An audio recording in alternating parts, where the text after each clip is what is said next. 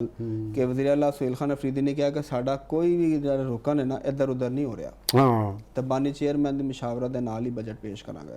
ਉਹ ਤੇ ਜੀ ਦੇਖੋ ਉਹਨਾਂ ਨੂੰ ਯਕੀਨ ਹੋਏਗਾ ਨਾ ਵੀ ਇੱਧਰ ਉੱਧਰ ਨਹੀਂ ਹੋ ਰਿਹਾ। नहीं तो जिसले वो तो फॉरवर्ड हाँ ਉਹਦੇ ਬਾਰੇ ਚ ਦੇਖੋ ਗੱਲ ਪਤਾ ਕੀ ਹੈ ਕਿ ਇਹ ਜਿਹੜਾ ਬਜਟ ਜਿਹੜੀ ਅੱਗੇ ਮੈਂ ਗੱਲ ਕੀਤੀ ਸੁਹੇਲ ਅਫਰੀਦੀ ਸਾਹਿਬ ਵੀ ਇੱਕ ਕਠਪੁਤਲੀ ਵਜ਼ੀਰ ਆਲਾ ਨੇ। ਉਹ ਕੁਝ ਵੀ ਨਹੀਂ ਹੈਗੇ, ਆਪਣੀ ਮਰਜ਼ੀ ਨਾਲ ਉਹ ਕੁਝ ਨਹੀਂ ਕਰ ਸਕਦੇ। ਉਹਦੀ ਵਜ੍ਹਾ ਮੈਂ ਜਿਹੜੀ ਮੈਂ ਤੁਹਾਨੂੰ ਦੱਸ ਰਿਹਾ ਵਾਂ ਕਿ ਆਮ ਸੋਸ਼ਲ ਮੀਡੀਆਜ਼ ਦੇ ਉੱਤੇ ਔਰ ਅਖਬਾਰਾਤ ਵਿੱਚ ਵੀ ਇਹ ਗੱਲਾਂ ਆਈਆਂ ਸਨ ਜਦੋਂ ਮੁਹਤਰਮਾ ਅਲੀਮਾ ਸਾਹਿਬਾ ਨੇ ਉਹਨਾਂ ਨੂੰ ਇਹ ਮਨਾ ਕੀਤਾ ਸੀ ਕਿ ਤੁਸੀਂ ਬਜਟ ਨਹੀਂ ਪੇਸ਼ ਕਰਨਾ। ਠੀਕ ਹੈ ਨਾ, ਜਦ ਤੱਕ ਇਹਦੇ ਬਾਨੀ ਕਾਇਦ ਨਾਲ ਤੁਹਾਡੀ ਮੁਲਾਕਾਤ ਨਹੀਂ ਹੁੰਦੀ ਤੁਸੀਂ ਬਜਟ ਨਹੀਂ ਪੇਸ਼ ਕਰਨਾ। ਹੁਣ ਇਹ ਚੀਜ਼ ਸਾਬਤ ਹੋ ਗਈ ਉਹਨਾਂ ਦੇ ਉੱਤੋਂ ਕਿ ਉਹਨਾਂ ਦੇ ਕੋਲ ਕੋਈ ਅਖਤਿਆਰ ਅਮਲੀ ਤੌਰ ਦੇ ਉੱਤੇ ਉਹ ਕਿਸੇ ਦੇ ਕਹਿਣ ਦੇ ਉੱਤੇ ਚੱਲ ਰਹੇ ਨੇ, ਖੁਦ ਆਪਣੀ ਮਰਜ਼ੀ ਨਹੀਂ ਕਰ ਸਕਦੇ। ਠੀਕ ਹੈ ਨਾ, ਹੁਣ ਅਗਲਾ ਕੰਮ ਹੈਗਾ ਕਿ ਉਹ ਕਿਉਂ ਕਰ ਰਹੇ ਨੇ ਇਹ ਵਾਲੀ ਔਰ ਉਹ ਇਹ ਕਰ ਪਾਣਗੇ ਤੇ ਇਹਦੇ ਅੱਗੇ ਕੌਨਸੀਕੁਐਂਸਿਸ ਕੀ ਹੋਣਗੇ। ਉਹਦੇ ਤੇ ਇਹ ਗੱਲ ਹੈਗੀ ਕਿ ਇੱਕ ਤੇ ਜਿਸ ਵੇਲੇ ਕਬੀਨਾ ਪੂਰੀ ਹੈ, ਹਰ ਚੀਜ਼ ਉੱਥੇ ਕੰਪਲੀਟ ਹੈਗੀ ਹੈ ਜਿਹੜੀ ਕਿ ਉਹਨਾਂ ਦੇ ਲਾਹ ਦੇ ਵਿੱਚ ਖਬਰਾਂ ਵੀ ਹੈ ਕਿ ਲੀਗਲ ਮਸਾਇਲ ਵੀ ਅੱਗੇ ਆ ਰਹੇ ਨੇ ਤੇ ਉਹਨਾਂ ਨੇ ਕਿਹਾ ਆਪਣੀ ਲੀਗਲ ਟੀਮ ਨੂੰ ਕਿ ਤੁਸੀਂ ਇਹਦੇ ਬਾਰੇ ਦੇ ਵਿੱਚ ਸਾਨੂੰ ਇੱਕ ਕਾਨੂੰਨੀ ਔਰ ਆਈਨੀ ਰਸਤਾ ਦਿਓ ਕਿ ਅਸੀਂ ਕੀ ਕਰੀਏ ਇਹਦੇ ਬਾਰੇ ਕਰ ਸਕਦੇ। ਕੋਈ ਇਸ ਵਕਤ ਨਾ ਕੋਈ ਜੰਗ ਹੈ ਨਾ ਕੋਈ ਸੂਰਤ ਹਾਲ ਹੈ ਤੇ ਉਹ ਤੇ ਕਰ ਸਕਨੇ ਆ।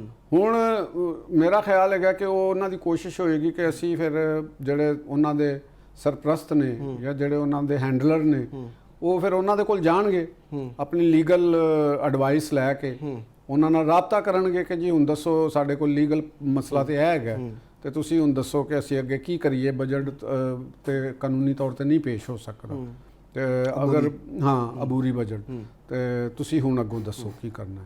ਹੁਣ ਉਹ ਵੈਸੇ ਗੱਲ ਹੈ ਇਹਦੇ ਚ ਆਵੇ ਕਿ ਮਤਲਬ ਪੂਰਾ ਸੂਬਾ ਜਿਹੜਾ ਵੇ ਉਹ ਤੁਸੀਂ ਸਟੇਕ ਤੇ ਲਾ ਰਹੇ ਹੋ, ਮਤਲਬ सूबे के मामला चीज़ा आवाम ते आवाम का कोई ख्याल नहीं किसी नहीं। तुसी देखो पहली गल तो जी मैं अगे तुहानू कीती कि नॉन स्टेट एक्टर ने अनसीन जी पावर्स ने जड़ियाँ बिहाइंड द कर्टन बैठिया हुई ने उन्होंने आवाम नाल की लगे। केपी दे आवाम दे नाल उन्होंने तो कोई दिलचस्पी नहीं, ना ही आवाम नू ये पता है कि पिछे हैंडलर कौन है या कौन हो सकते हैं। ਉਹਨਾਂ ਦਾ ਦਾਮਨ ਤੇ ਸਾਫ਼ ਹੈ ਨਾ, ਉਹਨਾਂ ਨੇ ਕਿਹੜਾ ਕਿਸੇ ਕੋਲੋਂ ਜਾ ਕੇ ਵੋਟ ਮੰਗਣੇ ਨੇ ਜਾਂ ਉਹ ਸਾਹਮਣੇ ਨੇ। ਉਹ ਕਹਿੰਦੇ ਨੇ ਨਾ ਵੀ ਉਹ ਪੰਜਾਬੀ 'ਚ ਕਹਿੰਦੇ ਨੇ ਨਾ ਖਾਣ ਪੀਣ ਨੂੰ ਰਿੱਛ ਤੇ ਡੰਡੇ ਖਾਣ ਨੂੰ ਬਾਂਦਰੀ।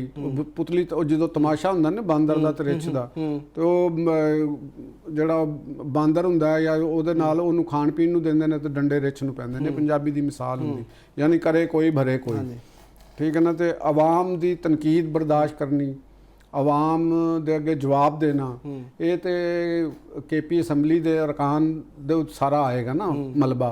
ਉਹਨਾਂ ਨੇ ਆਪਣੇ ਆਵਾਮ ਨੂੰ ਜਵਾਬ ਦੇਣਾ ਨਾ, ਜਿਹੜੇ ਜਿਨ੍ਹਾਂ ਦੇ ਕਹਿਣ ਤੇ ਉਹ ਅਮਲ ਕਰ ਰਹੇ ਨੇ ਉਹਨਾਂ ਨੇ ਤੇ ਦੇਣਾ ਕੋਈ ਨਹੀਂ ਜਵਾਬ ਨਾ। ਉਹਨਾਂ ਨੇ ਆਵਾਮ ਕੋਲ ਵੋਟ ਲਿਆ ਹੈ ਤੇ ਹੁਣ ਸ਼ਾਹਦ ਜਿਹੜੇ ਅਫਰੀਦੀ ਸਾਹਿਬ ਨੇ ਉਹ ਹੁਣ ਸੀਐਮ ਨੇ, ਆਵਾਮ ਉਹਨਾਂ ਲਈ ਦੇਖ ਰਹੇ ਨੇ, ਲੋਕਾਂ ਨੂੰ ਉਹਨਾਂ ਲਈ ਪਤਾ ਹੈ। ਗਵਰਨਮੈਂਟ ਨੂੰ ਏਜੰਸੀਆਂ ਦੇ ਜ਼ਰੀਏ ਮਾਲੂਮਾਤ ਤੇ ਹੈ ਨੇ ਕਿ ਪਿੱਛੇ ਕਰਟਨ ਦੇ ਪਿੱਛੇ ਕੌਣ ਨੇ, ਲੇਕਿਨ ਉਹ ਉਹਨਾਂ ਦੇ ਨਾਂ ਨਹੀਂ ਲੈਣਗੇ। ਕਿਉਂ ਨਹੀਂ ਲੈਣਗੇ? ਕਿ ਉਹਨਾਂ ਦੇ ਕੋਲ ਕੋਈ ਸਬੂਤ ਨਹੀਂ ਹੋਣਗੇ ਕਿ ਵਾਕਈ ਇਹ ਗੱਲਾਂ ਹੋ ਰਹੀਆਂ ਨੇ ਜਾਂ ਨਹੀਂ ਹੋ ਰਹੀਆਂ। ਤੇ ਹੁਣ ਗੱਲ ਸਫਰ ਕੌਣ ਕਰੇਗਾ? ਅਲਟੀਮੇਟ ਰਿਜ਼ਲਟ ਇਹ ਹੋਵੇਗਾ ਕਿ ਅਫਰੀਦੀ ਸਾਹਿਬ ਜਿਹੜੇ ਨੇ ਅਗਰ ਉਹਨਾਂ ਨੇ ਮੂੰਹ ਜ਼ੋਰੀ ਕੀਤੀ ਤੇ ਜੋ ਅੰਜਾਮ ਗੰਡਾਪੁਰ ਸਾਹਿਬ ਦਾ ਹੋਇਆ ਸੀ ਉਹ ਇਹਨਾਂ ਦਾ ਹੋ ਜਾਏਗਾ। ਜਿਹੜਾ ਉਹਨਾਂ ਨੇ ਇਸ਼ਾਰਾ ਕੀਤਾ ਕਿ ਕੋਈ ਨਹੀਂ ਇੱਧਰ ਹੋਏਗਾ, ਕਿਉਂਕਿ ਉੱਥੇ ਇੱਕ ਫਾਰਵਰਡ ਬਲਾਕ ਸੀ। ਇੱਕ ਫਾਰਵਰਡ ਬਲਾਕ ਦੇ ਬਾਰੇ 'ਚ ਇਤਲਾਤ ਵੀ ਆਈਆਂ ਸਨ ਕਿ ਉਹਨਾਂ ਨੇ ਕੋਈ 40 ਦੇ ਕਰੀਬ ਬੰਦੇ ਸਨ ਜਿਨ੍ਹਾਂ ਨੇ ਇਹਨਾਂ ਨੂੰ ਬੁਲਾ ਕੇ ਕਿਹਾ ਕਿ ਜੀ ਅਸੀਂ ਬਜਟ ਪੇਸ਼ ਨਹੀਂ ਕਰਨ ਦਿਆਂਗੇ ਤੁਹਾਨੂੰ ਤੇ ਤੁਸੀਂ ਜਦ ਤੱਕ ਕਿ ਕਾਇਦ ਨਾਲ ਮੁਲਾਕਾਤ ਨਹੀਂ ਕਰਾਉਂਦੇ। ਤੇ ਉਹਨਾਂ ਦੇ ਰਸਤੇ 'ਚ ਨਾ ਇੱਧਰ ਦੇ ਰਹੇ ਨਾ ਉੱਧਰ ਦੇ ਰਹੇ। ਤੇ ਹੁਣ ਦੇਖੋ ਕਿ ਅਗਰ ਉਹ ਬਜਟ ਪੇਸ਼ ਨਹੀਂ ਕਰਦੇ ਤੇ ਸੂਬੇ ਨੂੰ ਉੱਥੇ ਗਵਰਨਮੈਂਟ ਦਾ ਇੱਕ ਤੇ ਜਵਾਜ਼ ਖਤਮ ਹੋ ਜਾਏਗਾ। ਸਾਖਤ ਤੁਹਾਡੇ ਕੋਲ ਪਿਛਲੇ ਸਾਲ ਦਾ ਤੇ ਖਰਚਾ ਤੁਹਾਡੇ ਕੋਲ ਖਤਮ ਹੋ ਗਿਆ ਨਾ। ਹੁਣ ਨੈਕਸਟ ਈਅਰ ਜਿਹੜਾ ਤੁਸੀਂ ਅੱਗੇ ਤੈਅ ਕਰਨਾ ਹੈ, ਤਨਖਾਹਾਂ ਦਾ ਬਜਟ ਮੁਖਤਸ ਕਰਨਾ, ਇਹ ਉਹ ਕਰਨਾ, ਹਰ ਚੀਜ਼ ਕਰਨਾ, ਤੇ ਉਹ ਤੇ ਤੁਸੀਂ ਨਹੀਂ ਕੀਤਾ। ਅੱਗੇ ਸਰਕਾਰੀ ਮੁਲਾਜ਼ਮਾਂ ਨੂੰ ਸੈਲਰੀਆਂ ਨਹੀਂ ਮਿਲਣਗੀਆਂ, ਤਰੱਕੀਆਤੀ ਕੰਮ ਦੇ ਫੰਡਸ ਅਲੋਕੇਟ ਨਹੀਂ ਹੋਣਗੇ। ਅਗਰ ਤੁਸੀਂ ਇਹ ਚੀਜ਼ਾਂ ਨਹੀਂ ਕਰਨੀਆਂ ਤੇ ਫਿਰ ਗਵਰਨਮੈਂਟ ਬਿਠਾਉਣ ਦਾ ਤੇ ਤੁਕ ਕੋਈ ਨਹੀਂ ਹੈਗਾ। ਤਾਂ ਕਿਆ ਫੈਡਰੇਸ਼ਨ ਉਹ ਫਿਰ ਚੁੱਪ ਕਰਕੇ ਇਹ ਚੀਜ਼ਾਂ ਨੂੰ ਦੇਖਦੀ ਰਹੇਗੀ। ਮੇਰਾ ਖਿਆਲ ਹੈ ਕਿ ਜਿਹੜੀਆਂ ਪਿੱਛੇ ਕੂਵਤਾਂ ਨੇ ਉਹਨਾਂ ਦਾ ਖਿਆਲ ਇਹੋ ਹੀ ਹੈ ਕਿ ਉਧਰੋਂ ਕਸ਼ਮੀਰ ਦੇ ਵਿੱਚ ਦੇਖੋ ਨਾ ਇੱਕ ਉਹਨਾਂ ਨੇ ਅੱਗ ਲਾਉਣ ਦੀ ਕੋਸ਼ਿਸ਼ ਕੀਤੀ ਹੈ ਤੇ ਉਹਨਾਂ ਦਾ ਮੌਕਾ ਇਸ ਦੇ ਉੱਤੋਂ ਚਾੜ ਕੇ ਤੇ ਹੋਏਗਾ ਕਿ ਇੱਕ ਕੇਪੀ ਦੇ ਵਿੱਚ ਵੀ ਉਸ ਤਰ੍ਹਾਂ ਦੀ ਹੋ ਜਾਏ, ਫਿਰ ਕੋਈ ਇਕਦਾਮ ਹੋਏਗਾ, ਆਵਾਮ ਬਾਹਰ ਨਿਕਲ ਆਵੇ ਤੇ ਇੱਕ ਲਾਠੀ ਔਰ ਗੋਲੀ ਤੇ ਉਹ ਇਸ ਟਾਈਪ ਦਾ ਇੱਕ ਮਾਹੌਲ ਕ੍ਰੀਏਟ ਕਰਨ ਵਾਸਤੇ ਅਨਰੈਸਟ ਕ੍ਰੀਏਟ ਕਰਨ ਦੀ ਕੋਸ਼ਿਸ਼ ਕੀਤੀ ਜਾਵੇ। ਤੇ ਇਹ ਬੜੀ ਦੇਰ ਤੋਂ ਇਹ ਕੰਮ ਜਾਰੀ ਹੈ। ਦੇਖੋ ਨਾ ਕਿ ਜਿਹੜੀ ਆਜ਼ਾਦ ਕਸ਼ਮੀਰ ਦੀ ਜਿਹੜੀ ਉਹ ਨਾਮ ਨਿਹਾਦ ਉਹ ਕਮੇਟੀ ਬਣੀ ਹੈ, ਉਹ ਜਿਹੜੇ ਉਹ ਸ਼ੌਕਤ ਮੀਰ ਤੇ ਪਤਾ ਨਹੀਂ ਉਹ ਜਿਹੜਾ ਸਰਦਾਰ ਅਮਾਨ ਤੇ ਇਹ ਉਹ ਇਹਨਾਂ ਦੀ ਹਸੀਅਤ ਕੀ ਹੈਗੀ?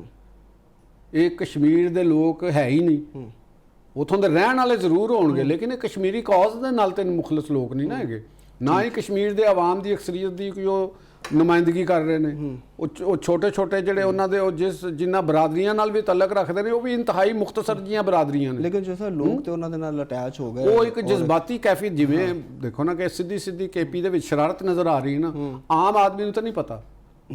ਆਮ ਆਦਮੀ ਤੇ ਕਹੇਗਾ ਪਤਾ ਨਹੀਂ ਸਾਡੇ ਨਾਲ ਕੀ ਕਰਤਾ, ਫੈਡਰੇਸ਼ਨ ਨੇ ਕੀ ਕਰਤਾ, ਵਫਾਕ ਨੇ ਕੀ ਕਰਤਾ, ਪੰਜਾਬ ਨੇ ਕੀ ਕਰ ਦਿੱਤਾ, ਤੇ ਉੱਥੇ ਫਿਰ ਤਲਖੀ ਹੋਏਗੀ। ਤੇ ਜਿੱਧਰ ਇਹ ਇਸ਼ਾਰੇ ਕਰਦੇ ਨੇ ਆਪੋਜੀਸ਼ਨ ਲੀਡਰ ਸਾਹਿਬ ਵੀ, ਤੇ ਉਧਰ ਵੀ ਇਹੋ ਹੀ ਗੱਲ ਹੈ। ਯਾਨੀ ਪਾਕਿਸਤਾਨ ਦੇ ਵਿੱਚ ਇੱਕ ਤਾਕਤਵਰ ਗਰੁੱਪ ਹੈ, ਮਖਸੂਸ ਤਾਕਤਵਰ ਪਾਕਿਸਤਾਨ ਦੇ ਸਿਸਟਮ ਨੂੰ ਵੀ ਉਹਨੇ ਮੈਨੀਪੂਲੇਟ ਕਰਦਾ ਰਿਹਾ, 70 ਸਾਲ ਤੋਂ ਮੈਨੀਪੂਲੇਟ ਕਰਦਾ ਆ ਰਿਹਾ।